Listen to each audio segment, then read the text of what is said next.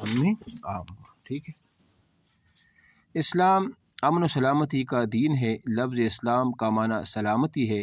اسلام نے انسانوں کو امن و سلامتی کی طرف بلایا ہے، انسانوں کو امن و سلامتی کے ساتھ زندگی گزارنے کی تعلیم دی ہے۔ اسلام کی تمام تعلیمات کا مقصد دنیا و آخرت میں انسان کی نجات اور سلامتی ہے۔ اسلام نے دنیا کے ہر زندگی کو پرسکون اور محفوظ بنانے کی بھرپور تعلیم دی ہے۔ امن سے مالا مال زندگی گزارنے کے لیے اسلام نے 2 طرح کی تعلیمات دی ہیں۔ سب انسان پیار محبت اور امن سکون کے ساتھ زندگی گزارے، پیار محبت اور امن سکون کو برباد کرنے والے کاموں سے باز رہے۔ پیار محبت اور امن سکون قائم کرنے کی اسلام نے بہت تاکید کی ہے۔ رسول اللہ صلی اللہ علیہ وسلم نے ساری زندگی انسانوں کو امن سے رہنے کی تعلیم اور تاکید فرمائی۔ تمام انسان ایک باپ اور ایک ماں کی اولاد ہیں، اس لیے ان میں سے کسی کو دوسری کو برتری حاصل نہیں ہے۔ یہی وجہ ہے کہ ہم دوسری شخص کا کسی بھی قسم کا حق اس سے چھین نہیں سکتے۔ محفوظ، پرامن اور پرسکون زندگی ہر انسان کا حق ہے، لہذا کسی شخص کو اس کے اس حق سے محروم کرنے کی ہرگز اجازت نہیں۔ آپ علیہ السلام نے فرمایا المسلم من سلم المسلمون من لسانہ و یدہ۔ اسلام نے ہر ایسے اچھے عمل کی حوصلہ افزائی کی ہے جس سے انسان کے درمیان پیار محبت بڑھے، معاشرے کے اندر امن و سکون قائم ہو۔ آپ علیہ السلام تعلیم دی ہے کہ ہر دوسرے سے حسد نہ کرو اور دوسرے کے خلاف اپنے دل میں نفرت نہ رکھو، سب لوگ بھائیوں کی طرح رہو۔ آپ علیہ السلام نے تو یہ فرمایا ہے کہ المسلم اخو المسلم لا یظلمہ ولا یخذلہ ولا یحملہ، یعنی مسلمان دوسرے مسلمان کا بھائی ہے، وہ اس کے اوپر نہ ظلم کرے گا اور نہ اس کو بے مدد نہیں چھوڑ سکتا اور نہ اس کو غلطیاں نہیں سمجھتا۔ ٹھیک ہے نا۔ اسلام کی امن پسندانہ تعلیمات میں آپ علیہ السلام کی یہ حدیث مبارکہ نہایت اہم ہے۔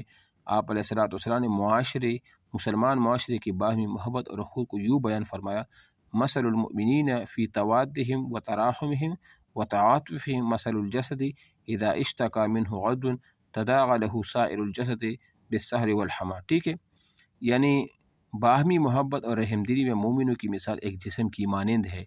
جب جسم کا ایک عضو کو تکلیف ہوتی ہے تو سارا جسم حرارت اور بے چین سے تڑپ اٹھتا ہے۔ اسلام نے انسانوں کے درمیان باہمی محبت اور اخوت قائم کرنے کے لیے بے مثال تعلیم دی ہے۔ اسلام کی تعلیمات امن سے آگاہ آدمی کسی انسان کو ناحق تکلیف پہنچانے کا سوچ نہیں سکتا۔ یہاں تو مسلمان بھائی کی کسی تکلیف کو دور کرنے کے اجر قیامت کے دن کی تکلیف سے حفاظت کی صورت میں ملے گا۔ جو مسلمان کسی بھائی کو آسانی فراہم کرے گا، اللہ تعالیٰ اس کو دنیا و آخرت میں آسانی فراہم کرے گا۔ محبت الفت پیدا کرنے کی ان تعلیمات کے ساتھ اب دوسری تعلیمات دیکھیے۔ اسلام نے ہر شخص کی جان، مال، عزت، آبرو کو دوسروں کے لیے قابل احترام، کسی انسان کی جان کو کسی بھی قسم کا کوئی نقصان پہنچانا حرام ہے۔ کسی کا مال دولت چھین یا لوٹ لینا یا اس پر قبضہ کر لینا حرام ہے۔ اس طرح کسی بھی آبرو کرنا بھی حرام ہے۔ جان، مال، عزت کا احترام ہر شخص کا حق ہے۔ اسلام نے ایسے تمام افعال اور حرکات کو ممنوع ٹھہرایا جو کسی شخص کے ان کے حقوق کو نقصان پہنچاتے ہو، بلکہ اسلام نے ایسے ہر کوشش کا راستہ روکا ہے، اس کے سدباب کے لیے قانون بنایا ہے۔ مثلا اگر کسی شخص کی ناحق قتل کر دی جائے تو قاتل کو سزائے موت ملتی ہے۔ اگر کسی شخص کا مال اور دولت چھین لیا جائے تو اس پر چوری کی سزا نافذ ہوتی ہے، اور جو شخص کسی کو بھی آبرو کرے گا اس کو کوڑوں کی سزا وہ دیا جائے گا۔ ٹھیک ہے نا۔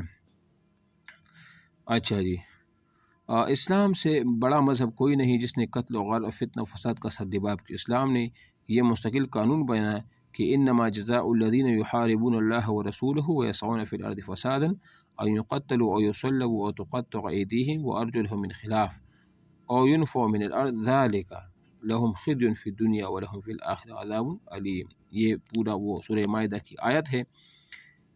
اچھا، آپ علیہ السلام نے حجۃ الوداع کے خطبے میں انسانوں کی ان بیادی حقوق کی حفاظت گریوں بیان فرمایا۔ آپ علیہ السلام کی سیرت ہمیں امن و امان قائم کرنے کا بہترین درس وہ دیتا ہے۔ ہجرت مدینہ کے فوراً بعد آپ علیہ السلام مدینہ کے اندر اور گرد و نواح امن قائم کرنے کے تمام قبائل کے ساتھ معاہدے کی۔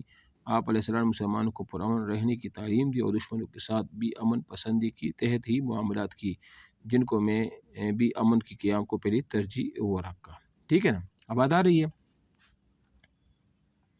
اچھا، اسلام نے حقوق العباد کو ادا کرنے کی بہت تاکید کی ہے۔ امن و امان کی صورتحال وہی خراب ہوتی ہے جہاں دوسروں کی حقوق ادا نہ کی جا رہی ہو۔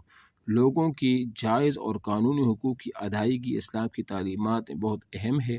اسلام نے ارکان اسلام کی ادائیگیوں کو فرض قرار دیا ہے، اس کے ساتھ اخلاقیات کو بھی فرض ٹھہرایا ہے۔ جہاں ظلم و زیادتی اور فتنہ و فساد کو برا کہا گیا، وہیں دوسروں کے حقوق کی ادائیگی کو بھی لازمی قرار دیا گیا۔ معاشرے میں امن قائم کرنا اور اسے قائم رکھنا جہاں سب لوگوں کی ذمہ داری ہے، صرف ہی کسی ایک آدمی کی ضرورت نہیں، پوری معاشرے کا امن تمام لوگوں کی وہ ضرورت ہے۔ ٹھیک ہے، اچھا جی، ابھی یہاں مشق پر آئے۔ لفظ اسلام کا معنی ہے بندگی، خوشخبری، کامیابی، سلامتی۔ جی، سلامتی، آپشن نمبر دال، اس کو کر دو صحیح۔ با، حدیث کے مطابق مومنوں کی مثال ہے ایک جسم کی مانند، ایک عمارت، ایک قوم، ایک لشکر۔ ایک جسم کی مانند، اس کو بھی نوٹ کرو۔ جیم، اسلامی قانون کے مطابق کسی کو ناحق قتل کرنے والے کو ملتی ہے دولت، عزت، شہرت، سزائے موت۔ سزائے موت، اچھا، تین چیزیں ہیں نا۔ ایک سزائے موت کو مطلب قصاص کہا جاتا ہے۔ ایک اسلام میں ایک قصاص ہے، ایک تعزیر ہے، اور ایک کیا ہے؟ قصاص، تعزیر اور حدود ہوتے ہیں نا۔ تعزیر کا مطلب یہ ہوتا ہے کہ جو قاضی کے ثوابدید پر ہوتا ہے، جس کا ذکر نہ قرآن میں ہو نہ حدیث میں ہو، بلکہ قاضی جو سزا اس کے لیے وہ سمجھے بہتر وہی سزا دے گا۔ ایک حدود ہوتا ہے، حدود کا مطلب اللہ تعالیٰ کی قائم کردہ وہ سزائیں ہیں جو اللہ نے بیان کی ہیں قرآن میں۔ اور ایک قصاص ہوتا ہے، قصاص قتل کے بدلے، قتل کو یعنی بدلے میں اس کو قتل کر دینے کو قصاص کہا جاتا ہے۔ ٹھیک ہے نا۔ اچھا جی، شریعت اسلامی کے مطابق ارکان اسلام کی ادائیگی ہے فرض، مستحب، سنت، فرض کفایہ۔ جی،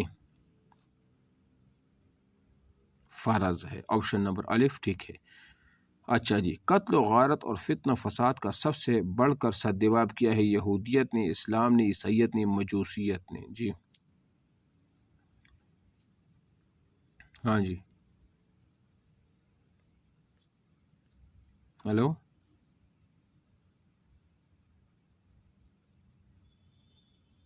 ہلو، اچھا، اسلام نے، آپشن نمبر جی وہ ٹھیک ہے، صحیح۔ اچھا، یہ تو ہو گیا، اب ختم ہو گیا کتاب؟ اچھا ختم ہوا، چلو یہ تو ہو گیا، یہ کتاب ختم